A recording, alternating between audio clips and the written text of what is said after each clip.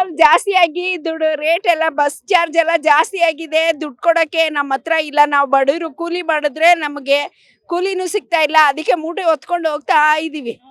ಆಮ್ ಆದ್ಮಿ ಪಕ್ಷಕ್ಕೆ ಬೇರೆ ಸೇರ್ಕೊಂಡ್ಬಿಟ್ಟಿದ್ದೀರಾ?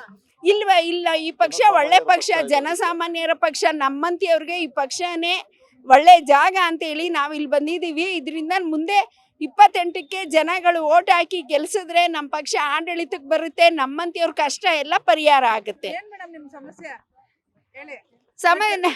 ಪೆಟ್ರೋಲ್ ಬೆಲೆ ಜಾಸ್ತಿ ಆಗಿದೆ. 10 ದಿನದಲ್ಲಿ ಎಷ್ಟು ಸಾಮಾನ್ಯ ಜನರಿಗೆ ಕೂಲಿ ಮಾಡ್ಕೊಂಡು ಬದುಕೋದೇ ಕಷ್ಟ. ಅದರಲ್ಲಿ ಡೀಸೆಲ್ ಬೆಲೆ, ಪೆಟ್ರೋಲ್ ಬೆಲೆ, ಸಿಲಿಂಡರು ಮತ್ತೆ ಅಡುಗೆ ಎಣ್ಣೆ, ತರಕಾರಿ ಪ್ರತಿಯೊಂದು ಜಾಸ್ತಿ ಆಗಿದೆ. ಹೆಂಗ್ ಬದುಕಬೇಕು? ಮೋದಿ ಅವರು ಹೇಳ್ತಾರೆ ಸ್ವಲ್ಪ ಎಣ್ಣೆ ಹಾಕೊಂಡು ಅಡುಗೆ ಮಾಡಿ ಅಂತ.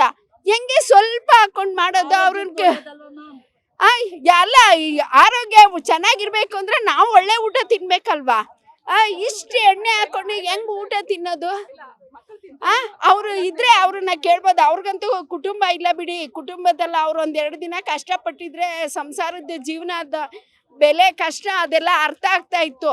ಅವರು ಸಂಸಾರಸ್ಥರಲ್ಲ, ಅದಕ್ಕೆ ಅವ್ರಿಗೆ ಹೆಣ್ಮಕ್ಳು ಕಷ್ಟ ಅರ್ಥ ಆಗಲ್ಲ. ನಾವು ಚಿನ್ನ ನೋಡ್ದೆ ಇರಂಗ್ ಮಾಡ್ಬಿಟ್ರು. ಪ್ರಧಾನಿ ಎಲ್ಲಾನು ಸಂಸಾರ ಅನ್ಕೊಂಡ್ಬಿಟ್ಟಿದ್ದಾರೆ ಅವರು. ಪಾಪ ಸಂಸಾರ ಇಲ್ಲ, ಅವ್ರಿಗೆ ಸಂಸಾರದ ಜನರ ನಮ್ಮ ಥರ ಸಾಮಾನ್ಯ ಜನರ ಕಷ್ಟ ಅರ್ಥ ಆಗಿದ್ರೆ ಚಿನ್ನದ ಬೆಲೆ ರೇಟ್ ಮಾಡಿ ತಗೋಬೇಡಿ ಅಂತ ಹೇಳ್ತಾ ಇರಲಿಲ್ಲ. ಪೆಟ್ರೋಲ್ ರೇಟ್ ಮಾಡಿ ಸೈಕಲಲ್ಲಿ ಓಡಾಡಿ ಅಂತ ಹೇಳ್ತಾ ಇರಲಿಲ್ಲ. ಚೆನ್ನಾಗಿರುತ್ತೆ ಅಂತ. ಇಷ್ಟಕ್ಕೂ ಅವ್ರ ಪಕ್ಷದವರೇ ಯಾರು ಸೈಕಲಲ್ಲಿ ಓಡಾಡ್ತಾ ಇಲ್ಲ. ಅವ್ರ ಮಾತಿಗೆ ಒಂದೇ ದಿನ ಫೋಟೋ ಕೊಡಕ್ ಮಾತ್ರ ಅವ್ರು ಒಂದೇ ದಿನ ಹೋಗಿದ್ದು. ತಿರ್ಗಾ ಮತ್ತೆ ಯಾರು ಇಲ್ಲ. ಮೆಟ್ರೋ ಇಳಿದ್ಬಿಟ್ಟು ಕಾರಲ್ಲೇ ಹೋದ್ರು. ಅವ್ರ ಮನೆಗೆ ಅವ್ರೇನ್ ನಡ್ಕೊಂಡು ಹೋಗ್ಲಿಲ್ಲ. ಜನಸಾಮಾನ್ಯರು ನಾವು ಕಷ್ಟ ಪಡ್ತಾ ಇರೋದು, ನಮ್ ಕಷ್ಟ ಅವ್ರಿಗೆ ಅರ್ಥ ಆಗ್ತಾ ಇಲ್ಲ. ಮೋದಿ ಅವ್ರ ಪ್ರಧಾನ ಮಂತ್ರಿ ಆದಾಗಿಂದ ಹೆಣ್ಮಕ್ಳಿಗೆ ತುಂಬಾನೇ ಕಷ್ಟ ಆಯ್ತು. ನಾವು ದುಡ್ಡನ್ನ ನೋಡ್ದೆ ಇರಂಗ್ ಮಾಡಿದ್ರು, ಚಿನ್ನ ನೋಡ್ದೆ ಇರಂಗ್ ಕನಸು ಮಾಡ್ಬಿಟ್ರು. ಇವಾಗ ಬದುಕೋಣ ಅಂದ್ರೆ ಅದಕ್ಕೂ ತುಂಬಾ ಕಷ್ಟ ಆಗ್ತದೆ. ಈಗ ಈ ದುರಾಡಳಿತ, ಈ ಅವ್ಯವಸ್ಥೆ ಏನ್ ಮಾಡಿಟ್ಟಿದ್ದಾರೆ, ಜನರಿಗೆ ಬದುಕೋಕೆ ತುಂಬಾ ಕಷ್ಟ ಮಾಡಿಟ್ಟಿದ್ದಾರೆ. ಅದಕ್ಕೋಸ್ಕರನೇ ನಮ್ಮ ಆಮ್ ಆದ್ಮಿ ಪಕ್ಷದ ಗುರ್ತು ಬಂದ್ಬಿಟ್ಟು ಪೊರ್ಕೆ ಗುರ್ತು. ಈ ಕಚಡಗಳನ್ನೆಲ್ಲ ನಾವು ಗುಡಿಸಿ ಗುಂಡಾಂತರ ಮಾಡಿ ರಂಗೋಲಿ ಇಟ್ಬಿಟ್ಟಿದ್ದಾರೆ ನಮ್ಮ ರಾಜ್ಯದ ಮೇಲೆ.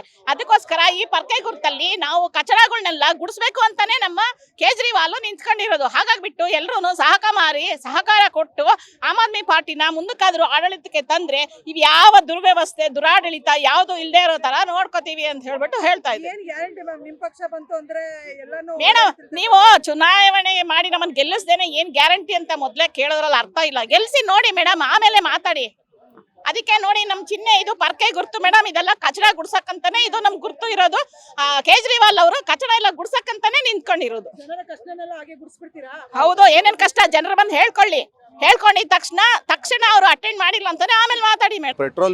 ಪೆಟ್ರೋಲ್ ಡೀಸೆಲ್ ರೇಟ್ ವಿರುದ್ಧ ಹೋರಾಟ ಮಾಡ್ತಾ ಇದೀವಿ. ಹೋರಾಟ ಏನಕ್ಕೆ ಮಾಡ್ತಾ ಇದೀವಿ ಅಂದ್ರೆ, ಈ ಸರ್ಕಾರಕ್ಕೆ ಹೋರಾಟಗಳು ಮಾಡಿಲ್ಲ ಅಂದ್ರೆ ನಮ್ಗೆ ಹೇಳೋರಿಲ್ಲ ಕೇಳೋರಿಲ್ಲ ಅಂತ ಯೋಚನೆ ಮಾಡ್ಕೊಳ್ಳುತ್ತೆ. ನಮಗೂ ಗೊತ್ತು ನಾವು ಹೋರಾಟ ಮಾಡಿದ್ರು ನೀವು ನಾಳೆ ಏನು ಬೆಲೆ ಇಳಿಸಲ್ಲ ಅಂತ.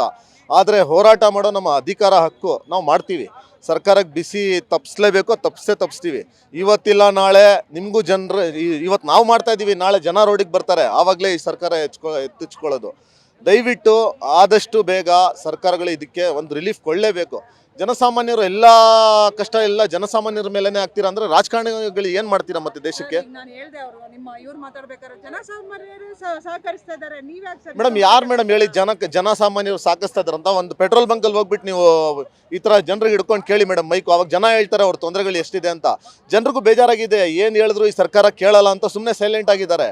ಬರುತ್ತೆ ಟೈಮ್, ಅವಾಗ ತೋರಿಸ್ತಾರೆ. ಎಲೆಕ್ಷನ್ ವೋಟಿಂಗ್ ಅಂತಾರಿಲ್ಲ, ವೋಟಿಂಗ್ ದಿವಸನೇ ಜನ ತೋರಿಸ್ತಾರೆ ಸರ್ಕಾರದ ಒಂದು ವೋಟಿಂದ ಯಾವ ಥರ ಸರ್ಕಾರ ಬೀಳತ್ತೆ ಅಂತ ಜನರೇ ತೋರಿಸ್ಕೊಡ್ತಾರೆ ಮೇಡಮ್. ಈ ಥರ ಇಷ್ಟು ನಾವು ಏನು ಮಾಡಿದ್ರು ಜನ ಸಹಿಸ್ಕೊಳ್ತಾರಂತ ಡೈಲಿ ನೀವು ಇದೇ ಮಾಡ್ಕೊಂಡು ಹೋಗ್ತಾ ಇದ್ರೆ ಇದು ಸರಿ ಇಲ್ಲ.